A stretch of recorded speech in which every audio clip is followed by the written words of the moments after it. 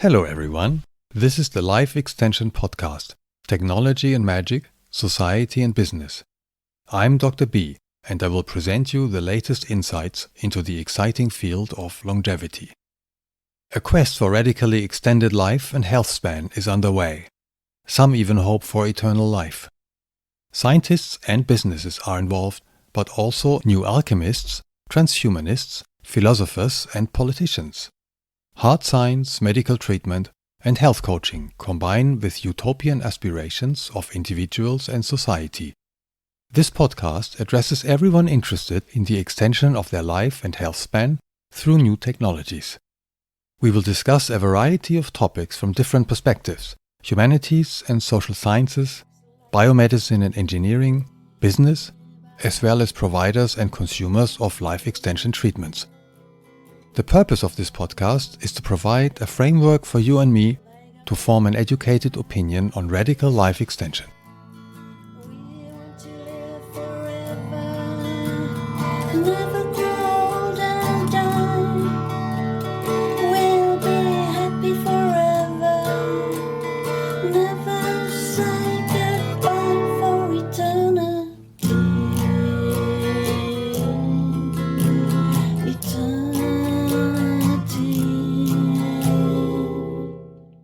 In this episode, I will provide a short introduction of transhumanism.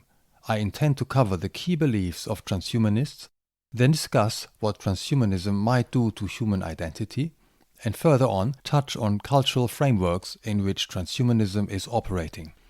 Transhumanism is a movement whose members combine characteristics of radical technologists, modern spiritual seekers, and entrepreneurs looking for an early-stage entry into the biggest industry which ever was. They are investing their time and money into their shared belief that modern technology will allow humans to overcome aging and death, that we may be entering a post-human stage of development, leaving our biological roots behind, and that this will happen much faster than present society is capable to imagine. Those who were brought up in an Anglo-Saxon education system are of course familiar with the wonderful poem by Dylan Thomas, "Do not go gentle into that good night. Rage, rage, against the dying of the light." How aptly these two lines describe the mood of many transhumanists. Transhumanists provide the ideological core of the life extension industry. They are not just the visionaries and entrepreneurs of radically extended lifespans. They are the philosophers, priests, and activists of a movement which intends to renegotiate the entire human condition. The key themes in the transhumanist belief system are, first, that it is possible to live forever by stopping and reversing biological aging. Second, that capabilities of data networks and machines will surpass those of humans very soon. Third, that superintelligence can be achieved by merging man and machine. And last, that technology will produce better humans in the physical, mental, and moral sense. What underlies these beliefs is recent progress made in biomedicine, data science, artificial intelligence, and robotics. Where transhumanists differ from mainstream thinking is that they compound actual scientific progress with several futurist assumptions. The first of these assumptions is that biology is increasingly becoming an information technology and is as such subject to exponential increases of capabilities. Ray Kurzweil has called this idea the law of accelerating return, which is basically Moore's law in more universal terms.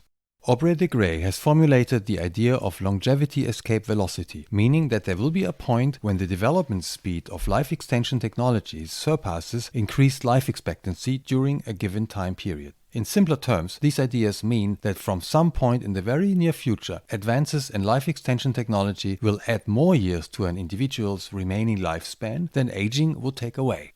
Obviously, transhumanists are futurists, and their optimistic assumptions of exponentially increasing speed of technological advance in the life extension industry may come true or not. At the moment, the underlying cellular biochemistry and brain processes are not nearly enough understood to come to that unshakable conclusion that during our personal lifetimes we would actually be able to benefit from all those technologies. What is sure on the one hand is that numerous research and development projects are underway with the effect to delay or reverse cellular aging. But are they enough to address all causes of aging? Will they be sufficiently effective? And will they arrive in time to stop our own aging process before we die?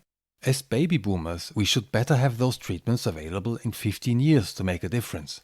Actually, meeting that timeline is firmly expected by transhumanists, considering common drug development schedules. That means that in 5 years or so, there should be a flow of news about successful experiments with lab animals. Another assumption of transhumanists is that humans will increasingly merge with machines up to the point when biology as evolutionary platform will be replaced by artificial intelligence. And that is not perceived as a bad thing, as biological evolution is seen as too slow for keeping up with the pace of technological change. Transhumanists maintain that evolution has equipped present humans for a life in the savannah, but not to cope with modern life. Artificial intelligence should therefore be used by humanity to transcend biological limitations. A third assumption made by many transhumanists is that consciousness is overrated. It is either unnecessary for life as such, or will appear as a byproduct of complexity. However, this assumption is contested among transhumanists. Some are happy to let ethical concerns guide the development of technologies, while others are not. Transhumanist beliefs have dramatic implications for human identity. Most of all, they question free will and the existence of an autonomous self. Obviously, in the obscurity of science labs and philosophical seminaries, biologists and social scientists are largely not convinced of the existence of free will anyway. However, transhumanists carry this thought into the public domain and use it to justify enormous changes to the concept of what we call human. What value has human experience if personal identity, the idea of me, is questionable? Is experience and memory mechanistic and subject to scientific investigation, reducible to bits of information? What about cultures, relations, and emotions? What about mind? All these could be considered as emergent properties from material processes of our body in a specific environment. As such, can they really be reduced to poor information and function as a separate closed system? This seems to be open to debate. How can mind be uploaded virtually into a computer when the material and environmental context from which it has emerged has disappeared? And would our mind not necessarily change when our biological body is converted into a cyborg or a machine? Maybe this is irrelevant from a trans or a post-human perspective, but present humanity may not be easily convinced to give up its identity. Each belief is correlated to certain cultures and social groups more than to others. In that sense, transhumanism can be considered as being firmly rooted in the Silicon Valley culture. Silicon Valley entrepreneurs have become wealthy and influential by creating information technology. Same as social life is increasingly determined by data, biological life itself is increasingly seen as an algorithm. As a result, Silicon Valley is well placed to provide the people, the skills, and the resources to engage in biological research. In the process, biology seems to become a subdomain of IT. As an example, we should note how Google has set up Calico, a research and development company aiming to develop technologies against aging. Dying is seen as a problem to be fixed due to our faulty biological body, an engineering problem to be solved. Once a billboard was spotted on Google campus saying, "Google, please solve death," capturing the general attitude quite well. Transhumanist thinking also very much corresponds to the way of how software programmers think. Mark O'Connell, who wrote an excellent book about transhumanism, called the prevalent attitude of programmers a narcissistic fantasy of heroism and control, and that they seem to think that the fate of the species lay in their hands through writing good or bad code.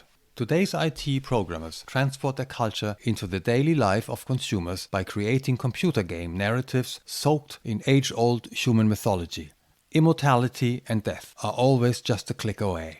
The same type of convictions that things can simply be fixed is found among biohackers who believe that radical self-improvement is possible on a personal basis. Another area where transhumanist thinking correlates with culture is Christianity. Beliefs must fit into historical mythologies to feel right. In the case of transhumanist beliefs, spiritual redemption through technology is written large on the wall. Technology has become the tool of redemption from our human and socially conflicted selves. In that sense, transhumanism fits neatly into the Christian religious mold. I would love to explore later if transhumanism has spread to Asian cultures. Perhaps yes, but it would probably need to adapt to different mythological forms. So far, all transhumanists I have met or heard about are white North Americans, European or Russian. Scientists and entrepreneurs in India, China and Japan are also working on AI, robotics and biochemistry, but at this point I don't know if they package technical progress in a narrative like transhumanism or if they use different narratives from their own cultures.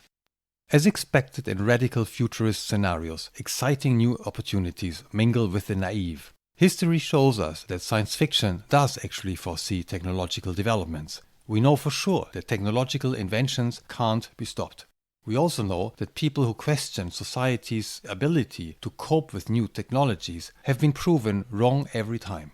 Will utopia become dystopia? This judgment can only be made in hindsight.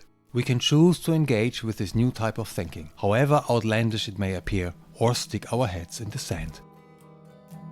Thanks everyone for listening. I hope you have enjoyed this episode of the Life Extension Podcast, Technology and Magic, Society and Business. Episodes of this podcast will remain intense but short, so if this subject interests you, just subscribe to this channel. Episodes will be posted once per week. Bye bye. He looks like he is 19.